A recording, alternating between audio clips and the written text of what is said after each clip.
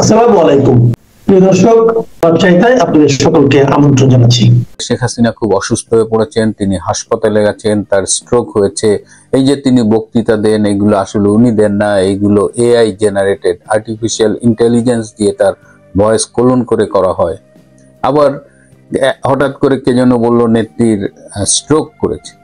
তো এই নিউজগুলো যারা ছড়ায় তাদের একটা উদ্দেশ্য আছে। তাদের উদ্দেশ্য হলো যে শেখ হাসিনার যারা অনুসারী আছে তাদের মনোবলটাকে দুর্বল করে দেওয়া।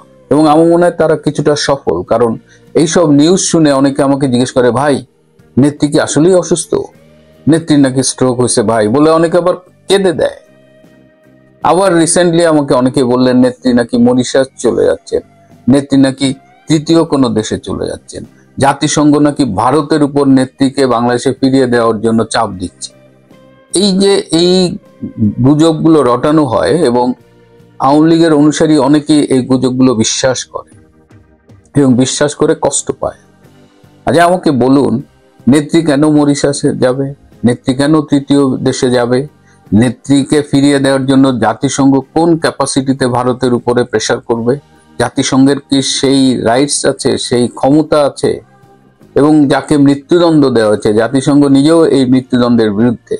তো একজন মৃত্যুদণ্ড প্রাপ্ত কাউকে যদি ধরেই নেই, জাতিসংঘ তো অন্তত তার দেশে ফিরানোর কোনো চেষ্টাই করবে না। সুতরাং যারা এইসব গুজব শুনে বিশ্বাস করেন, কষ্ট পান, তাদের কাছে একটা অনুরোধ যে আপনার মাথার ভিতরে ঘিলু আছে, আপনিও আশরাফুল মাখলুকাত, পৃথিবীর শ্রেষ্ঠ সৃষ্টি, আপনি পৃথিবীর সেরা জীব, আপনি একটু ব্রেনটা কাজে লাগাবেন না? শেখ হাসিনা যদি গুরুতর অসুস্থ হয় সেটা ইন্টারন্যাশনাল মিডিয়ার একটা নিউজ হবে, সেটা ফেসবুকের ওই চাপাবাজ মিথ্যুক ইউটিউবারদের কাছে শুনতে হবে না। জাতিসংঘের ক্ষমতা কি এটা আপনাকে জানতে হবে। এই এত কথা কেন বললাম? গতকাল এনডিটিভির যিনি সিইও রাহুল কানওয়াল, উনি খুব বিখ্যাত, উনি ইন্ডিয়ান টুডে গ্রুপের সাথে ছিলেন এবং হাইলি পেইড একজন সাংবাদিক। তিনি একটি ইন্টারভিউ করেছেন পররাষ্ট্রমন্ত্রী ডক্টর এস জয়সওয়ালের, এবং জয়সওয়াল কিন্তু খুব ইম্পর্টেন্ট দুটো কথা বলেছেন বাংলাদেশের ব্যাপারে। প্রথমত হলো যে একটি বিশেষ পরিস্থিতিতে শেখ হাসিনা ভারতে এসেছেন এবং তিনি ভারতে যতদিন ইচ্ছে থাকবেন, এটি তার সিদ্ধান্ত, তিনি ভারতে কতদিন থাকবেন। তার মানে এই যে আপনারা মরিশাসে পাঠাচ্ছেন, তৃতীয় আরেকটা দেশে পাঠাচ্ছেন, এই সাক্ষাৎকারে জয়সওয়াল যে কথাটা বললেন, এখন কি আপনাদের কাছে ক্লিয়ার হলো যে ইন্ডিয়া অন্তত তাকে তার দেশ থেকে বাংলাদেশে ফিরিয়ে দেওয়া বা অন্য কোথাও পাঠাচ্ছে না? এবং জয়সওয়াল আরো বলেছেন যে পরিস্থিতিতে শেখ হাসিনাকে দেশ ত্যাগ করতে হয়েছিল সেই রকম পরিস্থিতি যেন আর না ঘটে। অর্থাৎ যে জঙ্গি হামলার মুখে শেখ হাসিনা বাংলাদেশ ছেড়ে এসেছিলেন, সেই জঙ্গিদের উত্থান বা জঙ্গিদের হামলা করার সক্ষমতা, এই পরিস্থিতি যেন আর না ঘটে, এবং ভারত সেটা চায় না এবং ভারত সেই লক্ষ্যেই কাজ করবে। আরেকটি গুরুত্বপূর্ণ কথা তিনি বলেছেন যে শেখ হাসিনা সরকারের একটা সমালোচনা হলো যে তার সময়ে সুষ্ঠু নির্বাচন অনুষ্ঠিত হয়নি। যদিও নির্বাচন সুষ্ঠু না হওয়ার জন্য আমি বলবো যে এর দায় অনেকটাই বিএনপির, কারণ বিএনপি তারা নির্বাচন বর্জন করেছে। 2014 সালের নির্বাচনে তারা অংশগ্রহণ করেনি, আবার 2024 সালের নির্বাচনেও তারা অংশগ্রহণ করেনি। তো নির্বাচন অংশগ্রহণ না করলে তো অটোমেটিক সেই নির্বাচনটা গ্রহণযোগ্যতা কমে যায়। আজকে যে 2026 সালে ফেব্রুয়ারিতে নির্বাচন করার একটা পায়তারা করা হচ্ছে, সেই নির্বাচনে আওয়ামী লীগ যদি অংশগ্রহণ না করে তাহলে সেই নির্বাচনের গ্রহণযোগ্যতা প্রশ্নবিদ্ধ হতে বাধ্য। সুতরাং জয়সওয়াল বলেছেন যে নির্বাচনী ব্যবস্থা নিয়ে এত কথা হচ্ছে, তাহলে বর্তমান সরকারের উচিত যে একটা নিরপেক্ষ গ্রহণযোগ্য একটা নির্বাচন করা, একটা ফ্রি অ্যান্ড ফেয়ার ইলেকশন করার। এবং ভারত মনে করে যে সেই ফ্রি অ্যান্ড ফেয়ার ইলেকশনের মাধ্যমে নির্বাচিত যে সরকারটি আসবে তার সাথে ভারত কাজ করবে।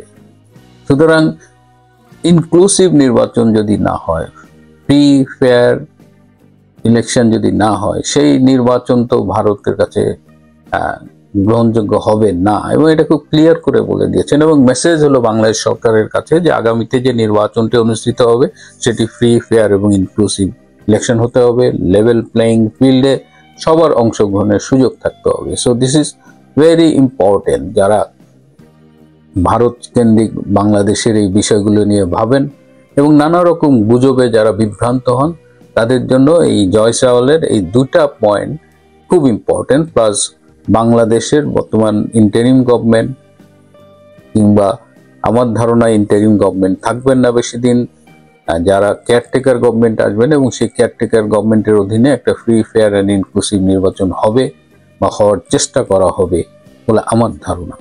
আরেকটা বিষয় হলো যে আমি গতকাল বলেছি যে পুতিনের সাথে শেখ হাসিনার মিটিং হয়েছিল 17 মিনিট। তো এটার পরে আমাকে অনেকে ফোন করেছে যে ভাই এটা সত্যি কিনা। আমি যেহেতু দায়িত্ব নিয়ে বলেছি এটা অবশ্যই সত্যি, তখন আমাকে বলেছে কেন আপনি বলতে গেলেন, এই যে রাশিয়ার সাথে মিটিং করলো, আমেরিকা মাইন্ড করবে কিনা। রাশিয়ার প্রেসিডেন্ট পুতিন ভারতে আসছে, আমেরিকা কি মাইন্ড করেছে?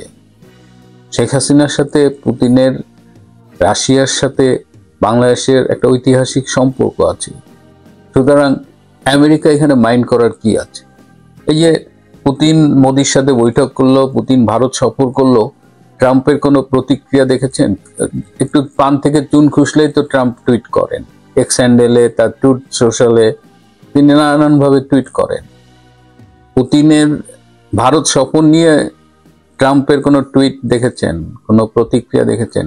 একটা সংবাদ সম্মেলনে সাংবাদিকরা যখন বলেছিলেন, অনেক মানে জোরাজুরি করার পরে তিনি একটি কমেন্ট করেছেন, ডোনাল্ড ট্রাম্প বলেছেন যে মোদিও আমার ফ্রেন্ড, পুতিনও আমার ফ্রেন্ড। এবং এই যে পুতিন ভারত সফরে আসছে, এখানে তো আমেরিকারও একটা এজেন্ডা নিয়ে আলোচনা হয়েছে, and that was Ukraine. Putin মোদিকে অনুরোধ করেছে ইউক্রেনের সাথে যে সমস্যা সেটা সমাধানে মিডিয়েট করতে। সুতরাং আজকের পরিবর্তিত বিশ্ব ব্যবস্থায় আমেরিকা এবং রাশিয়ার আরো কাছে আসার একটা সুযোগ হয়েছে, এবং এই দুটো পরাশক্তির মাঝখানে দাঁড়িয়ে উদীয়মান পরাশক্তি ভারতকে এখন আর পরাশক্তি না বললে কোনো উপায় নেই, পৃথিবীর চতুর্থ বৃহত্তম অর্থনীতির দেশ। সো ভারত একটা ব্যালেন্স করছে, ভারত ইউক্রেন যুদ্ধটাকে কি করে বন্ধ করা যায় সেই লক্ষ্যে কাজ করছে। তো এই অবস্থায় শেখ হাসিনা পুতিনের সাথে মিটিং করলে এটা গোপন করারও কিছু নেই। তবে হ্যাঁ, বিভিন্ন কারণে এটা মিডিয়ায় ওভাবে আসেনি এবং যথেষ্ট গোপনীয়তা বজায় রাখা হয়েছে। এমনকি শেখ হাসিনার অফিসের লোকজনও এই মিটিংটার ব্যাপারে জানেন না। এবং শেখ হাসিনা যে পুতিনের সাথে মিটিং করবেন, এর আগে 2রা ডিসেম্বর জয়েশ রাওয়ালের সাথে 1 ঘন্টা 20 মিনিট শেখ হাসিনার মিটিং হয়েছে, এবং সেই মিটিংয়ে সায়মা ওয়াজেদ পুতুলও উপস্থিত ছিলেন। আবার পুতিনের সাথে মিটিং করার পরে ভারতের প্রতিরক্ষা মন্ত্রী রাজনাথ সিং এর সাথে শেখ হাসিনার 1 ঘন্টার একটা মিটিং হয়েছে। So these are very important development. এই মানে এখন চেষ্টা করা হচ্ছে, আপনারা জানেন যে বাংলাদেশের ব্যাপারে এখন ভারত এবং আমেরিকার অবস্থানটা খুব কাছাকাছি, তারা এক হয়ে কাজ করছেন। বাংলাদেশের কিছু বিষয়ে তারা মানে ঐকমত্যে পৌঁছেছেন, যেটা আমরা এখনো হয়তো ওভাবে জানি না বা প্রকাশ্যে আসেনি। সুতরাং এই পলিটিক্স যে চেঞ্জ হচ্ছে সবাই বুঝতে পারছে, এবং বর্তমানে খালেদা জিয়ার বিদেশ সে চিকিৎসা নিয়ে, বিশেষ করে লন্ডন যাত্রা নিয়ে আবার একটা কনফিউশন তৈরি হয়েছে, এবং পুরো বিএনপি রাজনীতি এখন খালেদার এই ট্রিটমেন্ট কেন্দ্রিক হয়ে গেছে। যদিও তারা 300 আসনে নমিনেশন ঘোষণা করেছে, কিন্তু একটি অসমর্থিত সূত্র বলেছে যে বিএনপি এখন ফেব্রুয়ারি নির্বাচন পেছানোর জন্য দাবি তুলতে পারে বা আন্দোলন করতে পারে। এই যখন বাংলাদেশের রাজনীতির অবস্থা, খালেদা জিয়া আদৌ লন্ডন যাবেন কিনা, আবার একজন দেখলাম একটা ফটোকার্ড বেরিয়েছে, খালেদা জিয়া তার পুত্রবধূ ডক্টর জুবায়েদাকে অনুরোধ করেছে তিনি বিদেশে চিকিৎসা করতে যান না। তো প্রশ্নই উঠেছে লাইফ সাপোর্টে থাকা অবস্থায় খালেদা জিয়ার অবস্থা কি, যে তিনি তার পুত্রবধূর সাথে এইভাবে কমিউনিকেট করতে পারছেন। তো এটাও সম্ভব কিনা, এটা কিভাবে করেছেন, এগুলো নিয়ে আলোচনা যখন হচ্ছে, তখন বরিশালের নাজিরপুরে সৌহার্দ্য নামে একটা ব্রিজ, সেই ব্রিজ নির্মাণাধীন ব্রিজ, সেটাকে উদ্বোধন করা নিয়ে এই শিশু উপদেষ্টা আসিফ মাহমুদ সে অনলাইনে উদ্বোধন করতে গিয়েছিল। তো এই যেহেতু এই সেতুটার নামকরণ করা হয়েছিল সৌহার্দ্য, কিন্তু তারা বলেছে না, এই সেতুর নাম হবে 36শে জুলাই। এটা জানা মাত্রই পুরা উদ্বোধনী অনুষ্ঠান স্থলে চেয়ার ছোড়াছুড়ি, গালাগালি, মার দৌড়, ধাক্কাধাক্কি, পুরো অনুষ্ঠানটা পণ্ড হয়ে গেছে। এটা শুধু নাজিরপুরের ঘটনা না, এটা সারা বাংলাদেশের চিত্র। যে মানুষকে প্রতারণা করে যেসব ছাত্র সমন্বয়করা হিরো সেজেছিল, তারা আজকে জাতির কাছে ভিলেন হিসেবে পরিণত হয়েছে। সেই খবরে আসবো, তার আগে আমার দু চারটে কথা আছে। কথাটা হচ্ছে এই যে এই ধরুন 2024-এর আগস্টের পর থেকে, আগস্ট মাসের 5 তারিখের পর থেকে এই একটা মানুষ কিন্তু আওয়ামী লীগের পেছনে দাঁড়িয়েছিল, আজ পর্যন্ত দাঁড়িয়ে আছে। পরে অনেক লোক এসে জড়ো হয়েছে যারা আজকে আমাকে কাউন্টার করে। প্রথম দিকে কিন্তু এদেরকে দেখা যায়নি, এখন তাদের সূত্র বলে, তারা কেউ কেউ বলেন যে সব নতুন নতুন মুখ আপনারা দেখতে পাবেন, তারা এই সমস্ত বলে বেড়ান। কিন্তু আমি আজ পর্যন্ত যা বলেছি, আমি তাদের একটা সারাংশ আপনাদের একটুখানি স্মরণ করে দিতে চাই। কোনটা আমার ভুল হয়েছে বলাটা আপনারা আমায় বলুন। এক, হাসিনাকে ট্রাভেল ডকুমেন্ট দেওয়া হয়েছে, আমি বলেছিলাম। পরে কিন্তু সবাই স্বীকার করেছে, ন্যাশনাল মিডিয়া, ইন্টারন্যাশনাল মিডিয়া সবাই স্বীকার করেছে যে শেখ হাসিনাকে ট্রাভেল ডকুমেন্ট দেওয়া হয়েছে। প্রথম নিউজ কিন্তু আমি ব্রেক করেছিলাম। দ্বিতীয় নিউজ যেটা ব্রেক করেছিলাম সেটা হচ্ছে সর্বদলীয় বৈঠক ডেকে হাসিনাকে ভারতে রাখার পক্ষে ভারত সায় দিয়েছিল, সিদ্ধান্ত নিয়েছিল। সেটাও পরে ন্যাশনাল ইন্টারন্যাশনাল মিডিয়া কিন্তু পরে স্বীকার করে। এই খবর কিন্তু প্রথম আমি দিয়েছিলাম, অন্য কেউ কিন্তু কোনো সূত্র তাদের দেয়নি। নাম্বার 3, তুলসী গ্যাবার্ডের সঙ্গে যে বৈঠক, এই বৈঠকের খবর কিন্তু এই বান্দা, এই মিয়া প্রথম আপনাদের দিয়েছিল, যে তখন কেউ সমর্থন করেনি এবং নানা রকম গুজববাজ বলেছে, পরে কিন্তু প্রতিষ্ঠিত হয়েছে। ভিসা বন্ধ হতে পারে, আমি বলেছিলাম কোনোদিনই ভিসা বন্ধ হবে না, না খেতে পেয়ে ভারতবর্ষ মরে যাবে, আমাদের ট্রিটমেন্টের উপরে, আমাদের পর্যটনের উপরে ভিসা অর্থনীতি চলে, নানান কথা আমায় শুনতে হয়েছে। আলটিমেটলি ভিসা বন্ধ হয়ে গেছে। আচ্ছা, ট্রান্সশিপমেন্ট যে বন্ধ হতে পারে সে খবর কিন্তু আমি আগাম বলেছিলাম, নিউজ ব্রেক করেছিলাম, ট্রান্সশিপমেন্ট বন্ধ হতে পারে। আলটিমেটলি ট্রান্সশিপমেন্ট একে একে সমস্ত বিভিন্ন স্তরে স্তরে বন্ধ করা হলো। আমি বলেছিলাম পাকিস্তানকে আক্রমণ করা হবে, পাকিস্তানকে মেরে কোমর ভেঙে দেওয়া হবে। আপনারা বলেছিলেন পাকিস্তানকে কোনোদিনই আক্রমণ করা হবে না, ভারতের সাধ্য নেই, মেরে পাকিস্তান অর্ধেক গুঁড়ো করে দিয়েছে, এবার যখন মারবে পুরোপুরি আক্রমণ করে একেবারে শেষ করে দেবে। এবার হচ্ছে পুতিন হাসিনা বৈঠক, যেটা নিয়ে এত সমালোচনা হচ্ছে। হাসিনার সঙ্গে পুতিনের কি সত্যি দেখা হয়েছে না দেখা হয়নি, বাকি যেটা রয়েছে এটার আমি ক্লারিফিকেশন দিচ্ছি। এবং আমার ওই সূত্রপত্র বলে না, আমি ডিরেক্টলি বলে দিই অমুক লোকটা আমায় বলেছে।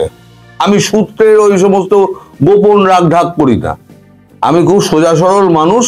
আমি বলি যেটা আমি বলতে পারবো সেটা আমায় বলবেন, যেটা বলতে পারবো না আমায় বলে দেবেন, সেটা আমি বলবো না। কিন্তু সূত্র জানায়নি, সূত্র কনফার্ম করেনি, এ সমস্ত ঢপবাজি আমি করি না। আজ এগুলো বলার প্রয়োজন হয়েছে, কারণ এগুলো না বললে পরে আপনাদের স্মৃতিটা উস্কাতো না। মনে হচ্ছে আমি যেগুলো বললাম পরপর সব কটা মিলিয়ে দেখুন। এবার হচ্ছে বাংলাদেশ আক্রমণ, সেটা শুধু সময়ের অপেক্ষা। এবার আমি মাঝে মাঝে একটা কথা বলি, আপনাদের দেশে না একজনকে আমার খুব পছন্দ হয়, যিনি বিদেশের কূটনীতি, বৈদেশিক কূটনীতিটা বোঝেন, রাজনীতিটা বোঝেন। আপনারা তাকে যতই গাল মন্দ করুন, তার সঙ্গে আমার চেনা নেই, পরিচয় নেই, কিছু নেই। তিনি একটা খবর কিন্তু করেছেন যে এটা সত্যি কি মিথ্যে, অন্য টাইটেল দিয়ে করেছেন। তিনি হচ্ছেন গোলাম মওলা রনি। তিনি কিন্তু করেছেন এবং তার খবরের কিন্তু ভিত্তি আছে। উনি কিন্তু এটাকে অস্বীকারও করেননি, আবার স্বীকারও করেননি। অস্বীকার কিন্তু কেউ করছে না, কিন্তু বলছে আমাদের সূত্র জানায়নি। যখন সূত্র জানাবে তখন সবাই যখন বলতে লেগে যায় তখন বলবে আমার সূত্র জানায়নি। আজকে আমি যেটা বলছি সেটা হচ্ছে আমাদের বিদেশ সচিব বিক্রম মিস্ত্রির সঙ্গে আমার বহুদিনের আলাপ। গতকালকে আমি বিক্রমকে ফোন করেছিলাম, বিক্রমকে ফোন করে বলেছিলাম দেখুন আপনি যেটা পারবেন, যেটা আমি বলতে পারবো সেটা আপনি বলবেন, যেটা বলতে পারবো না সেটা আপনি বলে দেবেন, সেটাই বলবো না। কিন্তু আমি আপনার মুখ থেকে শুনতে চাই যে এই শেখ হাসিনার বৈঠক পুতিনের সঙ্গে এইটার নির্যাসটা কি। তিনি আমায় যা যা বলেছেন অফিসিয়ালি আমি আপনার ভারতবর্ষের পক্ষ থেকে এটা জানাচ্ছি, অফিসিয়ালি, যেটা যদি এদিক ওদিক হয় তাহলে ভারতবর্ষের যারা মন্ত্রী আছেন, যারা আমলা আছেন, বিশেষ করে যার নাম করে আমি বলছি বিদেশ সচিব বিক্রম মিস্ত্রি, তিনি আমার গলা টিপে ধরবেন, কারণ আমার ভিডিও সর্বত্র দেখা হয় এবং মনিটর করা হয়। এখন ব্যাপার হচ্ছে এবার কতগুলো মানে এই বৈঠকের আগে প্রিভিয়াসলি কি কি হয়েছে আপনারা শুনুন একে একে। আমি আপনাদের বলে যাচ্ছি প্রিভিয়াসলি কি কি হয়েছে। নভেম্বর মাসে 3 থেকে 3 নভেম্বর থেকে 7 নভেম্বর কয়েকজন রাশিয়ার মস্কোতে ভিজিট করেন। তাদের মধ্যে কে আছেন জানেন? তাদের মধ্যে আছেন পুতুল, সাইমা ওয়াজেদ পুতুল, মোহাম্মদ আরাফাত তার সঙ্গে গেছিলেন, আর গেছিলেন 3 জন ইন্ডিয়ান ডিপ্লোম্যাট, আর একজন সাংবাদিক গেছিলেন, তার নাম হচ্ছে তপন আনন্দ। এনারা মস্কোতে গিয়ে পুতুল এবং এই টিমটা পুতিনের বিদেশ সচিবের সঙ্গে কথা বলেন এবং পুরো ব্যাপারটাকে জেনে আসেন। এইবার পুতিন এসছেন কবে? 4 তারিখে। এবার আসুন 2 তারিখের ঘটনা। 2 ডিসেম্বর সাইমা ওয়াজেদ পুতুল, ডিফেন্স সেক্রেটারি, আমাদের ডিফেন্স সেক্রেটারি এবং আমাদের ডিফেন্স মিনিস্টার ডক্টর জয়শঙ্কর, এই 3 জন গিয়েছিলেন শেখ হাসিনার সঙ্গে দেখা করতে। কি জন্য দেখা করতে? তাকে ব্রিফ করতে যে পুতুল যেটা ওখান থেকে শুনে এসছে আর জয়শঙ্করজি যেটা জানেন যে কি ব্যাপারে কথা হতে পারে, কারণ আমাদের ব্যাকডোর চ্যানেলে অনেক কথাই হয়, এগুলো আমরা জানি। মানে জয়শঙ্করজির কথা বলছি, তারা বলেন এটা আমরা জানি। তারা পুরোটা ব্রিফ করে দেন যে এই ব্যাপারে কথা হতে পারে, আপনি এর মতো করে তৈরি করে রাখুন। যেটা হয় সাধারণত ভাবে হয়, মানে যারা রাষ্ট্রনেতা থাকে তাদেরকে আগে থেকে ব্রিফ করে দেওয়া হয় যে এই বলতে হবে, এই ব্যাপারে আলোচনা আছে, মিনিস্ট্রিকে দেওয়া হয়, সেই মিনিস্ট্রির উপরে তিনি কথা বলবেন। এগুলো প্রধানমন্ত্রী শেখ হাসিনা ভালো মতো জানেন, ফলে তার পক্ষে অসুবিধাজনক কিছু নেই। এখন এই যে আপনাদের কথাটা কি হলো, মেইনলি কথা যেটা হয়েছে সেটা হচ্ছে বাংলাদেশের সুরক্ষা এবং অর্থনৈতিক, বাংলাদেশে নিয়োজিত তার রাশিয়ান অর্থনৈতিক সুরক্ষা, বিশেষ করে রূপপুর পরমাণু কেন্দ্র। রূপপুর পরমাণু কেন্দ্রের 90%, যেটা গোলাম মাওলা রনি যেটা আন্দাজ করে বলেছেন, আমি সেটাই বলছি যেটা আলোচনার মধ্যে এটা ছিল। তাই আমি বলি এই লোকটাকে আপনারা যতই গালাগাল করেন, আমি কিন্তু লোকটাকে ভালোবাসি, লোকটা কিন্তু বিদ্বান। আর যাই হোক, লোকটা কিন্তু বুদ্ধিমান এবং বিবেচক মানুষ। যাই হোক, আমি তার খ্যাতি করতে বসিনি, কারণ তাকে আমি চিনি না, তার সঙ্গে আমার কোনো যোগাযোগ নেই। কিন্তু আমি উপমা দিচ্ছি, বোঝেন যিনি, তিনি কিন্তু বোঝেন, ওই ফালতু ফাঁকা আওয়াজ মারেন না। তো রূপপুর পরমাণু কেন্দ্রের 90% যে কাজটা হয়েছে, বাকি যে 10% কাজটা বাকি আছে, সেই 10% কাজটা যতক্ষণ না শেষ হচ্ছে ততক্ষণ পর্যন্ত রাশিয়া তার টাকাটা তুলতে পারছে না। ধরুন একটা ব্যবসায়ী টাকাটা ঢেলেছে, টাকাটা তো তুলবে, এই তোলার মতো অবস্থায় নেই। আর নতুন করে ওখানে যে করবে, যতক্ষণ না পর্যন্ত ওখান থেকে বিজ্ঞানী আসছে, টেকনিশিয়ান আসছে, ভারত থেকে যাচ্ছে, ততক্ষণ পর্যন্ত এগুলো হবে না। ফলে রূপপুর পরমাণু কেন্দ্র ওটাকে চালু করতে গেলে এবং ওটাকে শেষ করতে গেলে এবং চালু করতে গেলে যে সময়টার দরকার, সে সময় একটা সুস্থির আইন শৃঙ্খলা, একটা সুস্থির সরকার দরকার। ফলে সুস্থির সরকার গড়ার পক্ষে যা যা দরকার সেটা রাশিয়া নিজে মাঠে থেকে করবে। মাঠে থেকে করবে মানে বুঝে নিন, মাঠে থেকে করবে, এর বেশি আমি কিছু বলবো না। কারণ স্ট্র্যাটেজিক্যাল ব্যাপার আমি কিছু বলবো না, এটা আমি কথা দিয়েছি, আমি বলবো না। মাঠে থেকে করবে। এবার তার অর্থ কি হতে পারে আপনারা বুঝে নিন। আচ্ছা,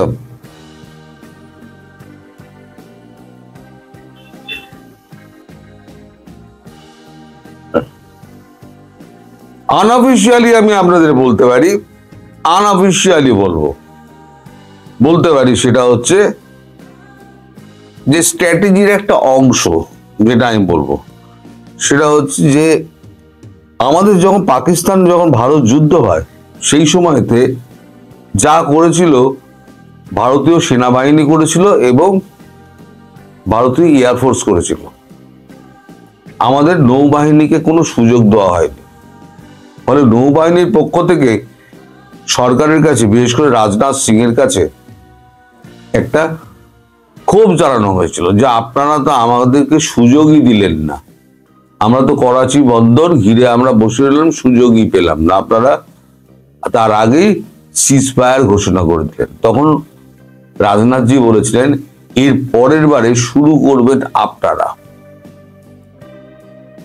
রাশিয়া কি করছে? রাশিয়া বঙ্গোপসাগরে এন্ট্রি চাইছিল,